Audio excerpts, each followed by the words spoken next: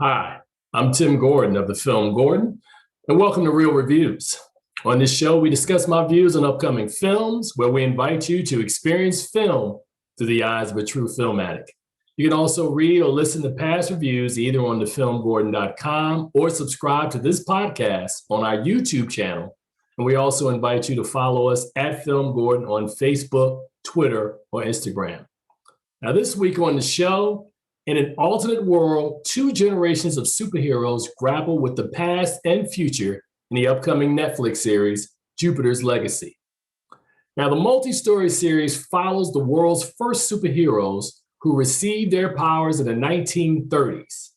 In the present day, they are the revered elder guard, but their superpowered children struggle to live up to the legendary feats of their parents. Created by Stephen S. Knight, based on the comic book series by Mark Millar and Frank Quitely, the series stars Josh Duhamel, Ben Daniels, Leslie Bibb, Elena Kampouris, Andrew Horton, Mike Wade, and Matt Lanter. Now, with the popularity of the Marvel Cinematic Universe and the overwhelming name recognition of DC Comics' Galaxy of Stars, we've been inundated with the variety of superheroes in their lives. Now, that's not counting recent films and series such as Watchmen, Invincible, Hancock, and The Boys, as well as others that operate outside of more established universes. Jupiter's Legacy is the latest group to join the fray, and it's influenced, of course, by Star Wars, King Kong, Roman mythology, and origin stories from the golden age of comics.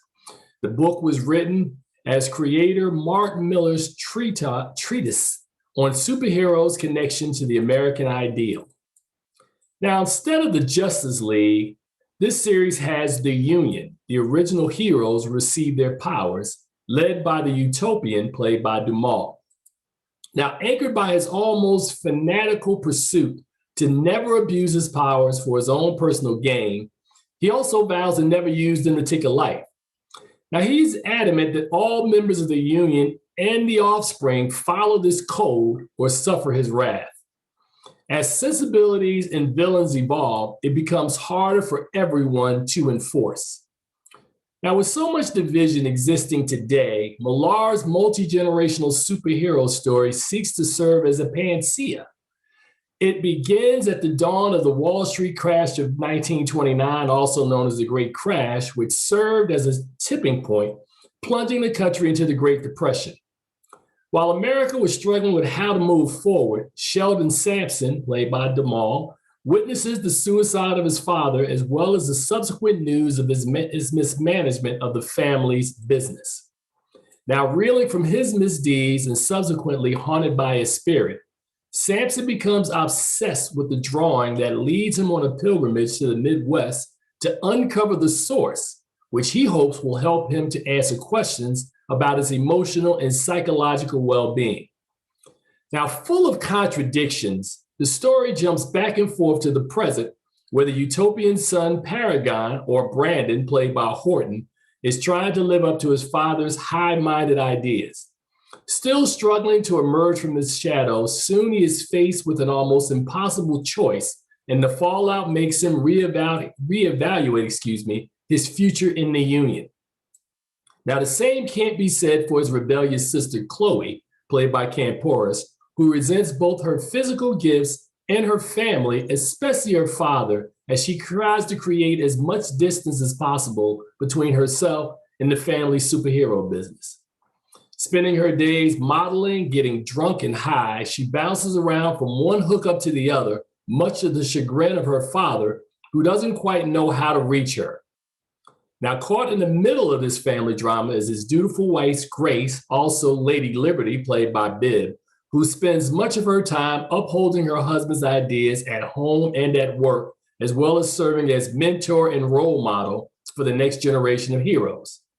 There's also Sheldon's older brother, Walter, or Brainwave, played by Daniels, who is the supportive one who serves as a sounding board for the most powerful member of the Union.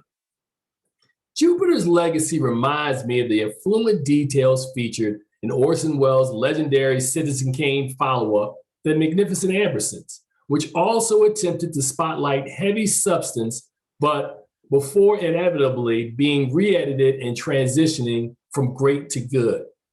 Millar's ideas in the hands of show creator DeKnight and his team attempt to navigate a multitude of ideas and characters into an interesting and entertaining narrative, but ultimately the story feels too vast for the palate.